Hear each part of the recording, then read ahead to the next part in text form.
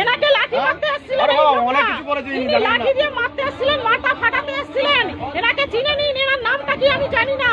আমি ফেসবুকে সার্চ দিয়ে দেখে নিন, এনার নামটা কি চিনি না। ইনি এসে অরাজকতা তৈরি করছিলেন। আমি শুভেন্দু অধিকারীর উদ্দেশ্য বলছি, মাননীয় শুভেন্দু, আমি মানিকদা বলছি। শুভেন্দু, আমি মানিকদা বলছি। ট্রেনে যাচ্ছিলাম, তোর পার্টির লোকে দেখ কিভাবে আমার উপর অত্যাচার করতে এসছে। আর আমাদের মানিক ফকিরকে, আপনি মানিক ফকিরকে খুব ভালো চেনেন শুভেন্দু অধিকারী, আপনি জানেন আপনার সঙ্গে সম্পর্কটা।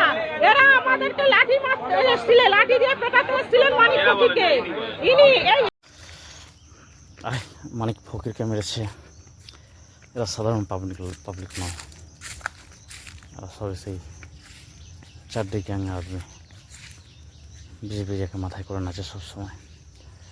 মানিক ফকির এমন কোনো কথা বলেনি যেগুলো হয়তো সমস্যা সৃষ্টি করলো সমাজের মধ্যে। তবে সে হিন্দু মুসলমান সম্পর্কে যাদের কথা বলুক না কেন, সামাজিক কথা বলেছে। আর যেগুলো কিন্তু বাস্তবে এখন পূরণ হচ্ছে, আর যেটা পূরণ হতে দেখা গেছে। এসআইআর সম্পর্কে সে প্রথমেই কিন্তু অনেকগুলো কথা বলেছিল, যেটা এখন বাস্তব।